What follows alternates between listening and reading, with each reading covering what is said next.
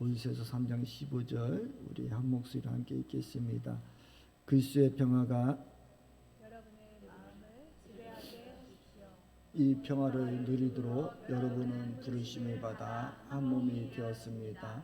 또 여러분은 감사하는 사람이 되십시오. 아멘. 오늘 이 시간 우리 큰 믿음이라는 제목 가지고 우리 유덕현 전사님 말씀 전하실 때 많은 은혜 있기를 원합니다. 우리 나오시겠습니다.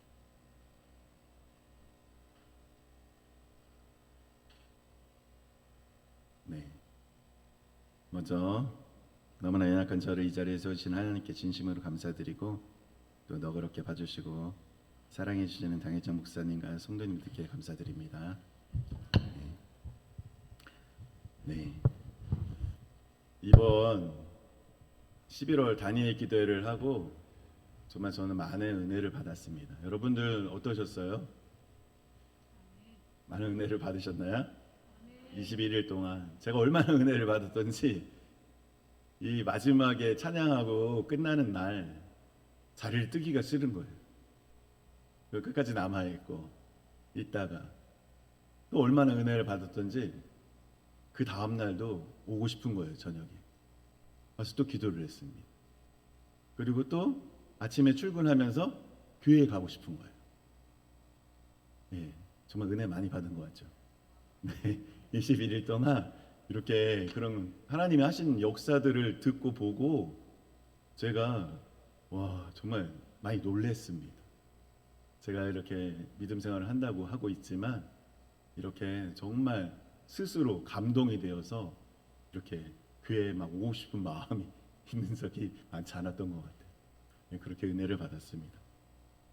그래서 간증자들이 정말 알아주지도 않고 이 세상에서는 뭐 이름도 없고 빛도 없고 정말 이 어둡고 이 어려운 이웃들 위해서 그 삶 속에서 살아내면서 그들이 사랑하면서 살고 있는 거예요.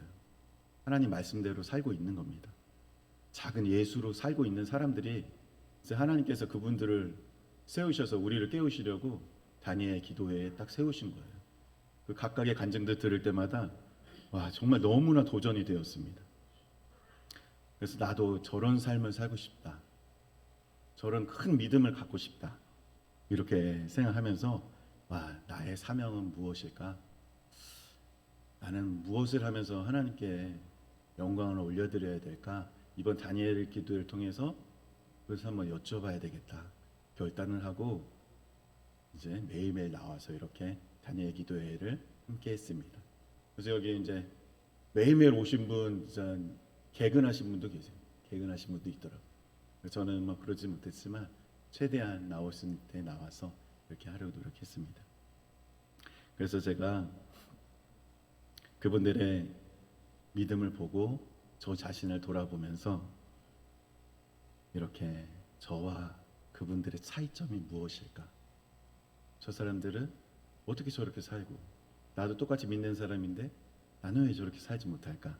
이런 부분을 이렇게 질문하면서 21일이 지나면서 저에게 하나님께서 큰 깨달음을 주셨습니다. 먼저 그분들을 삶을 보니까 저하고 공통점이 있어요. 고난이 많아요. 저는 남들이 볼 때 그분들에 비하면 정말 작은 고난들이지만 그분들의 삶에 비하면 우리는 누구나 고난 앞에서 자유로운 사람이 없습니다. 그래서 그 고난들을 누구나 다 고난 앞에 서게 됩니다. 그래서 그분들을 공통적으로 우리가 그분들의 삶을 봤을 때는 정말 인간이 감당할 수 없다 저 정도의 고난 앞에 당면하게 됩니다. 그 간증자들이. 그럴 때 우리는 질병의 문제, 또 돈 문제, 관계의 문제, 그리고 가족의 문제, 이 고통 앞에서 우리가 누구나 서 있습니다. 그리고 그때 우리는 이 고난을 없애달라고 울부짖으며 기도를 하게 됩니다. 그런데 이 간증자들의 고백을 잘 들어보니까 고난 앞에서 그들은 감사를 하고 있는 거예요. 고난은 똑같아요. 근데 그들은 감사의 고백을 합니다. 그래서 그들이 감사의 고백을 하는 걸 제가 뽑아봤어요. 이렇게 말합니다. 우리에게 그 문제가 산처럼 보일지라도 하나님 앞에서는 아무것도 아니다는 것입니다. 이렇게 간증을 하고요. 여러분은 무엇을 하실 때 두려워하지 마십시오. 발목이 부러졌든 머리가 빠졌든 무슨 일이든 생겼든 감사하세요. 고난의 순간 절망과 낙심은 더 좌절하게 만듭니다. 그런데 이 고난의 순간 하나님께 감사하기 시작하면 하나님이 하시는 일들이 일어나게 됩니다. 들어주셨던 기도도 감사고 들어주지 않으셨던 기도도 감사고 그냥 모든 것이 감사다. 내 인생을 가장 선한 곳으로 인도하셨다. 이런 고백을 합니다. 그래서 제가 이것을 결론적으로 한 줄로 요약을 해봤더니 고난 앞에서도 감사하는 믿음이 가장 큰 믿음이다 라고 정리를 했습니다. 이분들 고백을 들으면서 저는 저 자신을 보니까 참 부끄러웠어요. 입으로는 이제 저는 좋은 상황에서는 하나님께 뭐 할렐루야 뭐 찬양하고 감사하고 잘 하지요. 그러다가 제가 이제 월 말쯤 되면은 감사가 없어져요. 왜? 은행 잔고가 사라지고 있기 때문에 감사가 점점점 덜해지면서 제가 근심 걱정에 휩싸이면서 예민해지게 됩니다. 이렇게 작은 믿음을 가지고 있어요, 제가. 그래서 하나님께 하나님 이제 원망하는 거예요. 너무 힘들어요. 좀 직장 좀 바꿔주세요. 좀 편한 데 좀 가게 해주시고 돈 좀 주시고 좀 편하게 살게 좀 해주세요. 이런 기도를 하는 거예요, 제가. 여러분의 믿음은 어떠십니까? 여러분은 어떤 기도를 하고 계세요? 그래서 우리가 이렇게 하고 있을 때 하나님이 우리를 어떤 마음으로 보고 계실까요? 궁금한 거예요. 그런데 제가 목사님 대언을 들으면서 2014년 8월 5일 우리 신현철 목사님 대언에서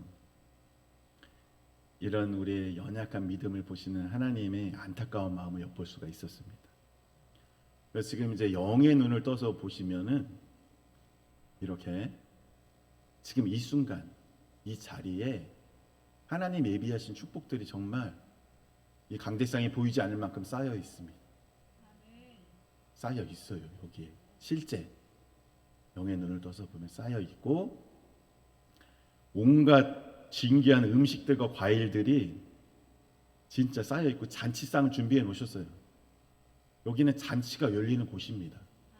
네, 그래가지고 우리는 그 하나님이 주신 것을 이제 기뻐하면서 갖다 먹으면 돼요. 기뻐하고 감사하고 누리기만 하면 되는 겁니다. 그런데 우리는 어떻게 하고 있냐면은 남의 결혼식에 와가지고 자신의 애통함을 고백하는 어리석은 자처럼 살고 있다는 거예요. 지금 여기는 잔치집인데 우리는 와서 하나님 돈 좀 주세요. 저 너무 힘듭니다. 어렵습니다. 왜? 여기에 이미 다 차려놨어요. 거기에 해결의 열쇠들과 모든 문제의 해결들이 하나님이 다 이미 그런 풍성한 음식과 과일이라는 것들은 이미 다 해결된 축복들이에요. 쌓여 있는데 우리는 그걸 먹을 생각을 안 하고 내 애통함을 부르짖고 있는 거예요. 하나님, 제가 정말 슬퍼요. 네, 무슨 문제가 있어요. 이 문제 좀 해결해 주세요. 이렇게 문제를 바라보고 있는 겁니다. 하나님이 베푸신 것을 바라보지 않고. 그리고 이제 뒤에 나오지만 그 중에 믿음이 좋은 분들은 어떤 현상이 일어나냐? 어리석은 자는 그렇게 하고 있지만 여기서 말씀이 강대상에서 말씀이 선포될 때 그 말씀 자체가 하나님의 능력이고 축복이잖아요. 그 말씀을 아멘으로 딱 받아 먹어요. 아멘 하면서 이 말씀 한마디를 놓치지 않아요. 마음에 딱 새깁니다. 이 말씀을 들을 때. 그러니까 이 과일들이 그 사람 입속으로 들어가요. 날라서 들어가요. 만화처럼 쏙쏙 들어갑니다. 그럼 어떤 사람들은 막 받아 먹어요. 말씀을 아멘으로 받아 먹습니다. 그것이 취하는 겁니다. 말씀이 축복이에요. 그 받아 먹고 어떤 사람은 정말 지혜로운 사람은 주머니에 다 채우니까 늘 데 없잖아요. 옷 벗어가지고 보자기처럼 만들어서 막 싸가요. 다 받아가요. 막. 그 축복들을 다 받아 쌉니다. 지혜로운 자는 그렇게 하고 있어요. 아주 대조되는 장면이 나옵니다. 그런데 아까 말씀드린 저 같은 사람들, 고통 앞에서 고통 바라보면서 이렇게 울부짖으면서 애통해하는 자들은 음식을 먹지도 못해. 기쁨을 누리지도 못해. 여기서는 막 찬양을 하고 하나님을 찬양하고 기뻐하고 막 춤추고 막 이러는 내 혼자 그러고 있어요. 네, 그것이 저의 모습입니다. 그래서 하나님이 굉장히 안타까워하십니다. 그래서 하나님께서 이렇게 말씀하세요. 잘 들어보세요. 너희들은 나를 봐라. 나를 봐라. 나는 너희들의 생명을 건진 자다. 내가 십자가에서 고통당한 이유가 무엇이더냐? 채찍에 찢긴 이유가 무엇이더냐? 나의 죽음은 무엇이더냐? 사랑하는 아들, 딸들아, 나를 왜 자꾸 십자가에 못 박느냐? 왜 자꾸 채찍으로 찢느냐? 왜 나에게 침을 뱉느냐? 나는 이미 모욕을 당하고 죽었고 모든 것을 다 이루었다. 나는 부활의 주요 너희와 함께하는 하나님이다. 너희들은 어찌하여 내가 이미 십자가에서 다 해결한 문제를 가지고 와서 그것을 또다시 해결해 달라고 부르짖느냐? 입술로는 나를 의지한다고 하며 믿는다고 하며 전능의 하나님이라고 고백하지만 나를 진정으로 믿느냐? 나를 진정으로 알고 있느냐? 이렇게 말씀하십니다. 근데 곰곰이 생각을 해봤어요. 저도 너무나 죄송한 거예요. 하나님 앞에 내가 하나님 마음을 아프게 하고 있구나. 내가 다시 하나님께 예수님께 침을 뱉고 채찍으로 예수님을 채찍질하고 십자가에 못 박고 있는 거구나. 그 정도인지는 몰랐습니다. 제가 하고 있는 일, 믿음 없이 이렇게 기도하고 살아가는 것들이 예수님을 그렇게 대하는 건지 몰랐어요. 그런데 예수님이 이렇게 말씀하시는 거예요. 그래서 PPT 보여주세요. 이사야서 53장 5절 함께 읽어보겠습니다. 같이 읽겠습니다. 그러나 허물 때문이고 그가 상처를 받은 것은 우리의 악함 때문이다. 그가 징계를 받음으로써 우리가 평화를 누리고 그가 매를 맞음으로써 우리의 병이 나았다. 네, 여기에서 우리가 앞으로 살아가면서 그리고 이미 가지고 있는 모든 질병의 문제들은 예수님께서 해결하셨다는 거예요. 채찍에 맞으시고 이미 병이 다 나았다는 거예요. 그런 축복들을 여러분을 이제 취하기만 하면 됩니다. 이미 받으셨어요. 치유의 역사가 일어납니다. 내가 믿음으로 취할 때 일어납니다. 하나님께서 하실 축복은 이미 다 준비가 되어 있습니다. 상이 차려져 있는 거예요. 내가 갖다 먹어야 돼요. 그게 취하는 겁니다. 믿음으로 취하는 거. 그리고 다음 말씀 보겠습니다. 고린도후서 8장 9절 말씀. 여러분은 우리 주 예수 그리스도의 은혜를 알고 있습니다. 그리스도께서는 부요하나 여러분을 위해서 가난하게 되셨습니다. 그것은 그의 가난으로 여러분을 부유하게 하시려는 것입니다. 하나님의 뜻은 여러분을 부유하게 하시는 거예요. 누가 자식이 가난하게 살기를 원하세요? 그죠? 하나님은 부유하기를 원하십니다. 이 가난의 문제를 예수님께서 십자가에서 이미 해결하셨습니다. 해결하고 그 축복을 차려놓으셨어요. 그것이 말씀 속에 증거가 되어 있고 누구에게나 하나님께서 정말 가져가서 먹는 자가 임자예요. 그렇게 다 준비하셨습니다. 아주 공평하게도. 네, 그 다음 말씀 보겠습니다. 빌립보서 4장 19절 말씀. 나의 하나님께서 자기의 풍성하심을 따라 그리스도 예수 안에 있는 영광으로 여러분에게 필요한 것을 모두 채워주실 것입니다. 아멘. 하나님께서는 우리의 머리카락까지 세신다고 하셨잖아요. 우리의 앞으로 일어날 필요와 미래에 일어날 필요와 현재의 필요와 모든 것들을 알고 계세요. 그리고 채워주시겠다고 말씀으로 약속하신 겁니다. 네, 이렇게 다 해결해 놓으셨어요. 이미. 네, 니네가 이렇게 잘하면 내가 치료해 주실 것이다가 아니라 하나님에서 할 수 있는 일은 이미 너희들을 사랑하기 때문에 내가 다 준비해 놨다. 이제 너희들은 기뻐해라. 감사해라. 그리고 가져가서 누려라. 이 축복을 누리는 자들이 되라 이렇게 말하지만 우리는 그 잔치상 앞에서 울고 있는 거예요. 노래도 못하고 춤도 못 추고 기뻐하지도 못합니다. 그걸 몰랐기 때문에 예수님이 이미 우리에게 다 주신 것을 모르는 거예요. 그래서 우리는 그렇게 하고 있는 겁니다. 그래서 우리는 하나님을 오해할 때가 많이 있습니다. 이렇게 예수님이 십자가에서 우리를 위해 하신 일은 우리의 가난과 저주와 죄의 사슬을 모두 완벽하게 해결하셨다는 거예요. 네. 예수님은 우리에게 가장 좋은 것을 주시는 분입니다. 우리의 아버지십니다. 우리가 성공하고 부유하고 건강하고 기뻐하며 행복해 하기를 원하시는 분이며 그것을 위해 우리를 여기에 불러주신 것입니다. 근데 우리는 이런 오해를 할 때 있어요. 나에게 닥친 고난이 하나님의 뜻이라고 말하는 것이 그것입니다.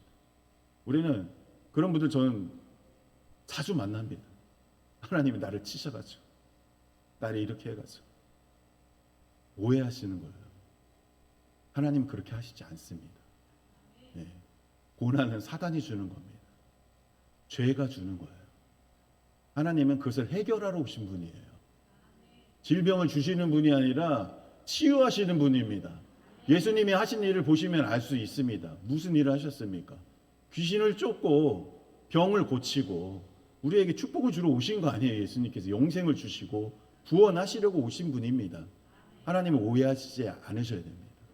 네. 그래서 하나님을 원망하시면 안 돼요. 네. 하나님이 하신 것이 아닙니다. 하나님은 좋으신 하나님이세요. 네. 그러면서 당부를 하십니다. 하나님께서 우리에게 당부의 말씀을 하십니다. 너희들이 기뻐하고 감사할 때 악한 것이 떠나가고 모든 것들이 해결된다는 것을 다시 한번 너희들에게 전하고 싶다. 너희들이 기뻐하고 감사할 때 악한 것들이 떠나가고 모든 것들이 해결된다는 것을 다시 한번 너희들에게 전하고 싶다. 문제를 붙잡고 기도하는 게 먼저가 아니라는 거예요. 이미 다 베푸신 하나님의 이 해결하심과 능력과 전능하심을 보고 기뻐하고 감사하고 춤출 때 저절로 해결된다는 거예요. 문제를 보지 말고 먼저 하나님을 보시라는 겁니다. 예수님께서 하신 것을 인정하고 받아들이라는 말씀이에요. 그럴 때 기적이 일어나는 겁니다. 이 간증자들의 삶, 다니엘 기도에 나오신 그 간증자들의 삶이 무엇입니까? 그런 우리가 볼 때는 정말 인간으로 감당할 수 없는 그 상황 속에서 먼저 하나님께 감사를 하는 거예요. 왜? 이것은 하나님의 일이고 하나님이 해결하실 줄 믿으니까. 기억나는 간증이 있습니다. 병원을 짓는데 돈이 없어요. 월 2천만 원씩 건축비를 대야 되는데 주겠다고 말을 합니다. 왜? 하나님이 주실 것을 믿으니까. 감사한다는 것은 믿음의 고백입니다. 하나님이 해결하실 것이라는 믿음이 있는 사람이 할 수 있는 거예요. 고난 중에. 그죠? 그리고 뇌가 80%가 없어진 자가 생존하고 지금 뇌가 다시 자라서 우리의 생각과 지식과 이런 경험을 초월하는 일들이 그 간증들의 삶에 일어나고 증거를 하잖아요. 그죠? 그 아이가 살아만 있으면 감사하겠다고 기도했던 아이가 뇌가 80%가 쏟아져서 제거를 했던 아이가 뇌가 다시 자라고 60%가 자라고 말을만 해달라고 기도를 했더니 말을 할 때 사도신경과 주기도문이 줄줄줄 나오고 이게 뭐 과학적으로 설명이 되는 이야기입니까? 뇌가 다시 자라서 일어나서 걸어서 지금 하나님을 찬양하고 전 세계를 돌아다니고 있습니다. 네, 생존율 1%도 안 되는 사람이에요. 과학적으로는, 우리의 상식으로는, 우리의 지식으로는. 근데 하나님이 하시면은 됩니다. 그래서 전능하신 하나님이십니다. 우리는 그런 간증을 통해서 이런 것을 정말 수도 없이 보았습니다. 네, 그 삶이 이제 우리의 삶 속에서 나타나야 됩니다. 그래서 하나님이 말씀하신 강조하신 그 말씀을 정말 마음에 새기셨으면 좋겠습니다. 너희들이 기뻐하고 감사할 때 악한 것이 떠나고 모든 것이 해결된다는 것을 너희들은 기억해라. 그러니까 우리가 지금 성경 말씀을 온전히 다 믿는다면은 슬퍼할 이유가 없어요. 그렇잖아요. 그죠? 하나님이 이미 다 해결해 놓으셨다는 약속이 적혀 있습니다. 이 성경 전체에. 그래서 우리는 정말 기뻐 뛰면서 춤출 거예요. 성경 말씀 그대로 다 믿는 사람이라면. 그렇죠? 그래서 우리 기뻐 춤추고 우리 노래하고 이렇게 하길 원하시는 거예요. 하나님을 찬양할 수밖에 없습니다. 이미 다 해결이 됐기 때문에. 네, 그것을 믿음으로 받는 겁니다. 그것을 취할 때 믿음이 필요한 겁니다. 그래서 우리가 하나님을 믿는다는 것은 무엇입니까? 눈에 보이지 않는 하나님을 어떻게 믿을까요? 그래서 하나님께서 영적인 세계와 우리의 눈에 보이는 이 육적인 세계를 연결하시려고 이 성경을 저에게 주신 겁니다. 이 성경의 말씀이 정말 잉크로 인쇄된 그냥 책 같은 그런 말씀이 아니에요. 그 말씀이 있지만 그 말씀을 내가 믿음으로 취할 때 살아있는 하나님의 생명의 말씀이 됩니다. 네. 그 우리가 믿는다는 것. 그러게 창세기부터 요한계시록까지 신약과 구약이 하나님의 말이고 하나님의 약속이 적혀 있는 책입니다. 그리고 하나님이 기록하신 책이에요. 네, 우리에게는 약속 증서 같은 거예요, 이게. 네, 그래서 그런데 우리는 어떻게 하고 있냐면 이 성경의 말씀들을 우리가 듣기 좋은 말, 우리 귀에 듣기 좋은 말씀들만 쏙쏙 뽑아서 믿어요. 신기하지 않습니까? 제가 가만히 생각해보니까 저도 제 스스로 참 웃기더라고요. 이런 축복의 말씀, 뭐 구원의 말씀, 구원받았냐고 그러면 다 구원받았다고 해. 난 그 말씀을 믿어. 난 천국 간다. 이렇게 합니다. 그런데 정말 내 이웃을 내 몸과 같이 사랑하라. 지극히 작은 자를 정말 섬기고 용서하라. 이런 말씀도 한 분이 하신 말씀이에요. 구원해 주신다고 하신 분이 같은 말 하신 분입니다. 한 분이 다 기록한 책이에요. 근데 그분을 믿는다고 하는 우리가 그분을 믿음의 대상을 알지 못하고 우리는 부분적으로 믿고 있습니다. 우리가 좋아하는 것들만 뽑아서. 하나님을 믿는다면 이 한 분이신 하나님을 전체를 다 신뢰하는 거예요. 그 분을 믿는 겁니다. 이 지식적인 동의를 얘기하는 게 아니에요. 성경을 읽으면서 맞아, 나도 알아. 나도 이 말씀 알아. 그래, 나 다 들었던 얘기야. 이거 얘기하는 거 아닙니다. 정말 믿는다는 건 하나님을 믿는 거예요. 네, 그분의 신실하심을 믿는 겁니다. 그분의 전능하심을 믿는 겁니다. 그래서 이 약속의 증서들이, 이 성경의 말씀들이 나에게 이루어진다는 것을 믿는 겁니다. 네. 그래서 우리는 이 하나님이 한 분이 하신 이 말씀을 그대로 믿고 누려야 하는 것입니다. 그래서 우리는 진짜 우리가 믿는 분을 누구인지 생각하고 하나님을 신뢰하고 그 말씀을 믿고 이제 행해야 합니다. 그래서 아까 말씀드렸듯이 과일들이 입속으로 쏙쏙 들어가는 사람들은 어떤 사람들이냐? 말씀이 이렇게 선포되고 들려질 때, 내가 말씀을 읽거나 말씀이 선포되고 우리에게 들려질 때, 하나님의 축복의 말씀이 올 때 아멘으로 화답하고 행동으로 옮기는 것입니다. 그 사람들이 믿음을 취하는 사람들이에요. 축복을 취하는 사람들입니다. 그래서 말씀을 행동으로 옮기는 그 순간이 예수님의 생명이 있는 것이에요. 기적이 일어나는 것입니다. 예수님이 우리와 함께 하시는 것입니다. 그래서 베드로에게 금을 던지라고 하잖아요. 금을 안 던졌으면 아무 일 안 일어납니다. 성경의 말씀이 써서 우리가 읽잖아요. 말씀을 읽어서 그냥 지식적인 동의를 하고 행동으로 나아가서 정말 내 이웃을 내 몸과 같이 사랑하기 위해서 길거리로 나가서 노숙자들에게 밥을 주지 않으면 아무 일도 안 일어나요. 기적 안 일어납니다. 네. 아무것도 아니에요. 우리가 가서 행동으로 실천할 때 예수님의 생명이 시작되는 겁니다. 그게 바로 내가 죽고 예수가 사는 삶이 되는 겁니다.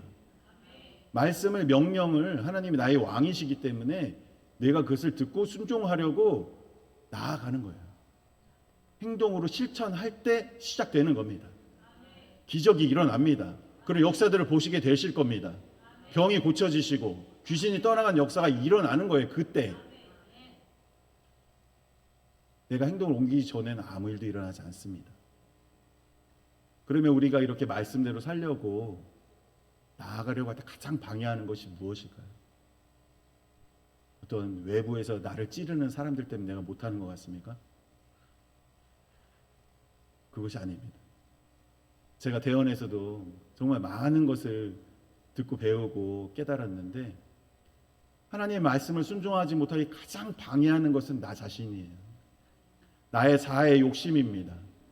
내 생각과 내 경험이에요. 그것이 하나님의 말씀을 순종하지 못하게 합니다. 내가 사랑하려고 나아가도 내 손해인데 계산하는 나예요. 그것이 방해를 하는 겁니다. 그래서 예수님이 말씀하십니다. 죽으라고. 네가 죽어야 내가 산다. 이 자아가 무너져야 됩니다. 다른 사람을 탓하고 비교하고 비난하고 나에게 시련을 준다, 고난을 준다 이렇게 하면서 정죄할 수가 없는 거예요. 내 안에 있습니다. 하나님과 가장 대적하는 자는 나입니다. 말씀을 순종하려면 내가 죽어야 되는 거예요. 그래서 그럴 때 예수의 생명이 시작됩니다. 네, 우리가 이것을 알고 이제 정말 예수님과 동행하는 것입니다. 그 말씀을 순종하는 것이 바로 예수님의 성품을 닮아가는 거예요. 말씀대로 사니까 내가 예수가 돼가는 거예요. 네, 그걸 방해하는 내가 점점점 죽어가기 때문에 예수님이 점점점 커지는 거예요. 그럼 나의 삶이 예수님의 삶이 되는 겁니다. 그것을 성품의 변화라고 얘기하고 우리가 성화라고 얘기를 하는 겁니다. 하나님이 원하시는 건 이것이잖아요. 주와 동행하는 것.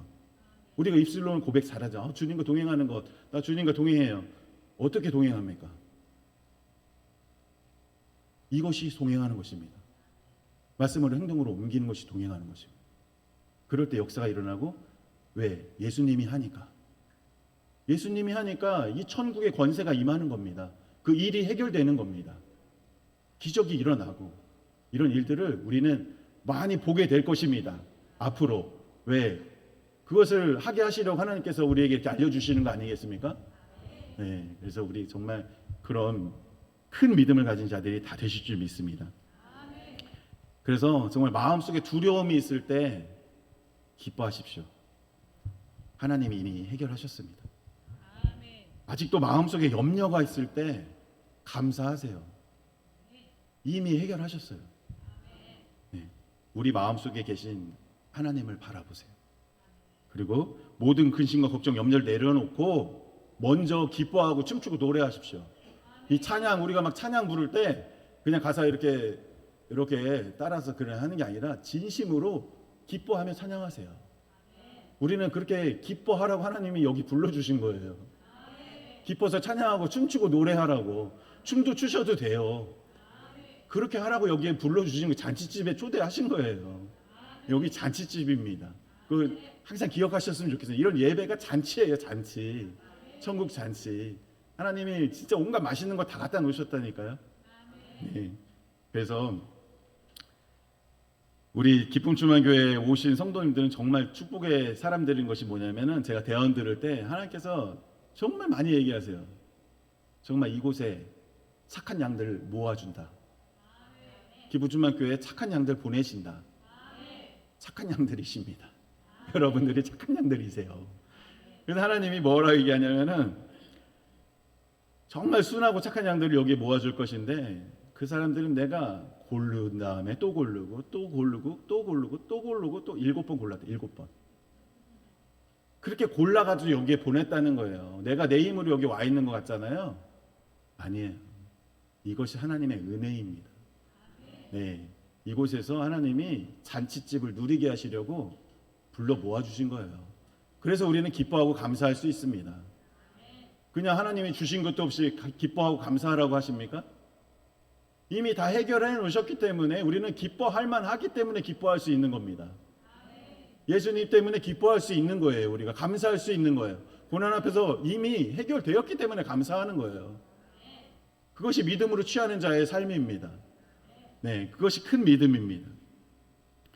그래서 이제 제가 이제 한 일주일 지나서 다니엘 기도회를 하고 있는 중에 저희 어머니가 피부병이 걸리셔가지고 시골 목사님한테 전화가 와서 병원을 모시고 가봐야 되겠다, 심하다 해가지고 제가 모시고 왔습니다.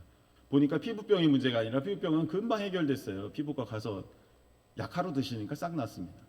근데 어머니가 치매가 심해지신 거예요. 치매가 심해져서 모시고 와야 되겠다 생각했으면 제가 모셔야 되겠다. 전에도 한번 오셨었거든요. 몇 달 계셨었잖아요. 그래서 이것이 치매라는 것이 저는 좀 하필 치매가, 다른 병도 많은데 하필 치매가 하면서 좀 원망하는 마음과 또 이런 어머니를 방치하는 우리, 나도 마찬가지고 우리 자식들 원망했습니다. 처음에는. 그리고 또 형편도 좋고 잘 살고 시간도 많은데 왜 안 모실까? 왜 못 모실까? 이러면서 불평도 많았어요. 그런데 제가 이제 다니엘 기도회를 하면서 이렇게 결단을 했잖아요. 정말 고난 중에 감사하며 살아야 되겠다. 이렇게 진짜 믿음을 행함으로 살아내야 되겠다. 이렇게 생각을 하고 있었기 때문에 어머니가 딱 왔는데 그렇게 힘들지가 않은 거예요. 모셔야 되겠다 생각하는데 그렇게 힘들지가 않은 거예요. 그러면서 이제 딱 오셔서 처음에 이제 제가 힘든 부분은 뭐냐면은 같은 말 계속 하잖아요. 질문을 계속 하잖아요. 같은 말. 그래서 밥 먹었냐? 뭐 이제 계속 또 좀 이따 저녁 어떻게 했냐? 밥 안 먹었잖아?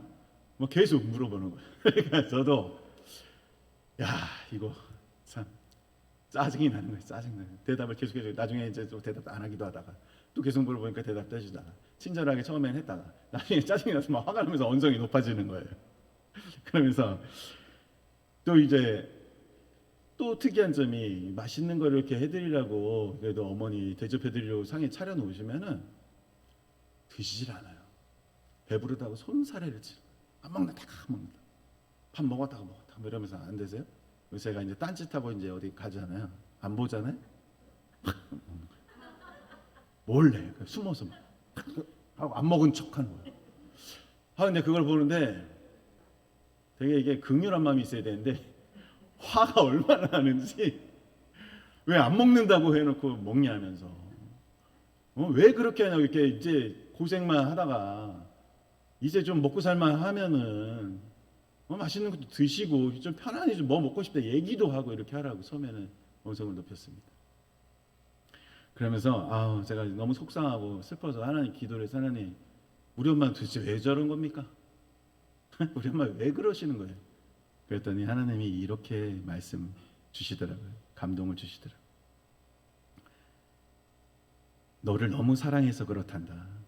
네 엄마가 너를 사랑해서.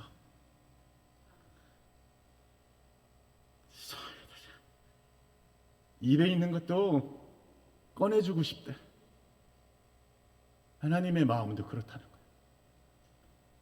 하나님도 우리에게 그렇게 다 주고 싶은 분이에요. 근데 우리는 하나님을 오해할 때가 너무 많아요. 저는 그런 어머니 사랑을 받고 자란 것이었어요. 네. 제가 하는 일거수일투족을 계속 보면서 어릴 때는 그걸 다 잔소리라고 생각했는데 저에 대해서만 관심이 있는 거예요. 물론 계속 잔소리해서 못하게 해가지고 제가 어려서부터 화가 많이 났었는데 그게 나를 너무 사랑하기 때문에 그런 거예요.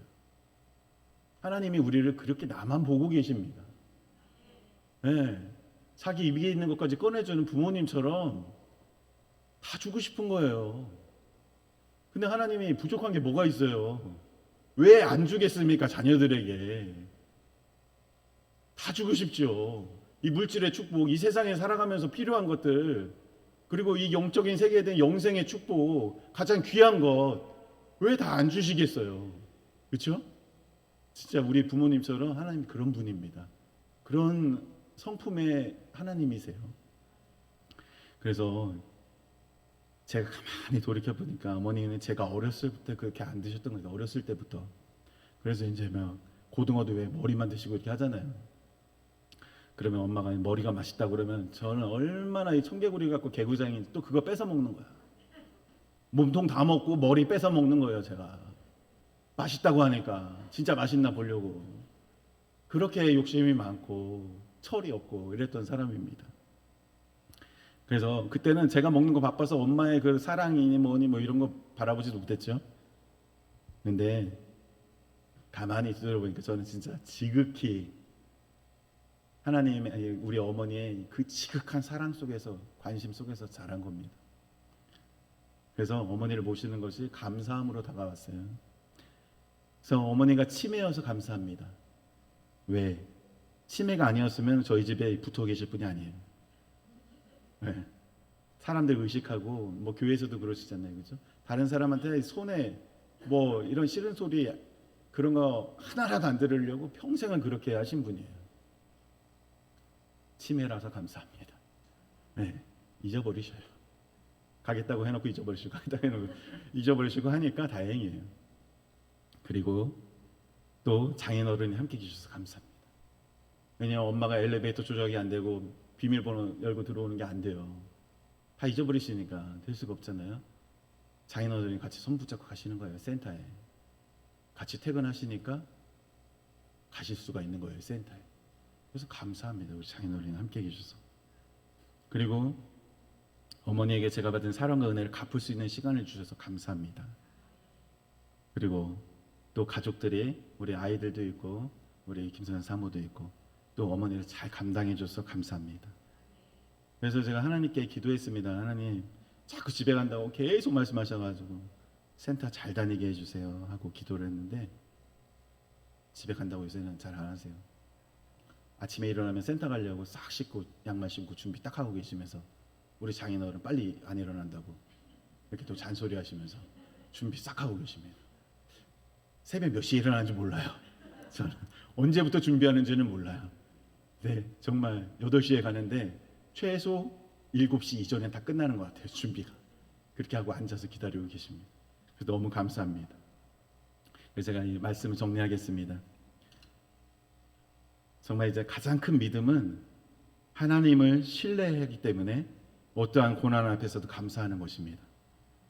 우리가 함께 이렇게 선포하면 좋겠습니다. 하나님이 나의 모든 문제를 해결하셨습니다. 한 번 더 해보시겠습니다. 하나님이 나의 문제를 해결하셨습니다. 이제부터 평생토록 감사만 하기를 결단합니다. 이제부터 평생토록 기뻐하기를 결단합니다. 말씀을 지켜 행하기를 결단합니다. 아멘. 하나님께서 여러분에게 이런 큰 믿음을 주실 줄 믿어 의심치 않습니다. 네, 이상입니다.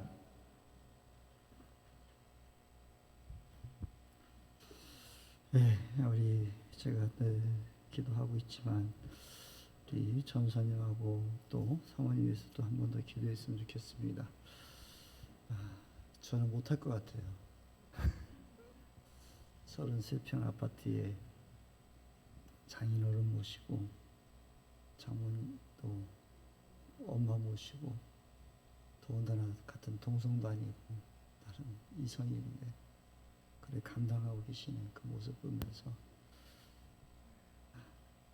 특히 집을 더 넓었으면 얼마나 좋을까.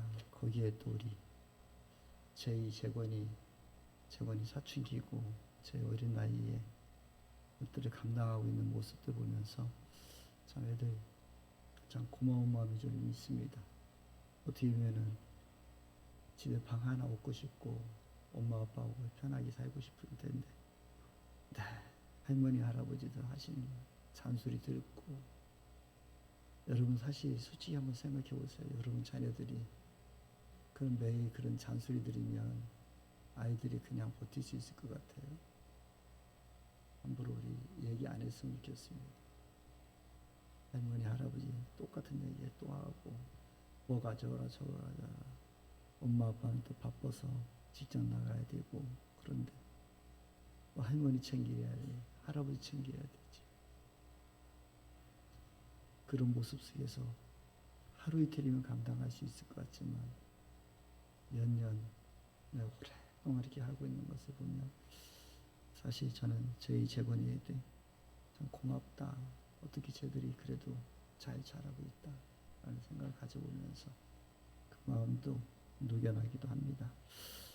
우리 잠시 한 번 더 우리 하나님의 또 긍휼하신 그 은총이 있어서 특별히 우리 재건이 제일 더 믿음으로 저 온전히 섰으면 좋겠다.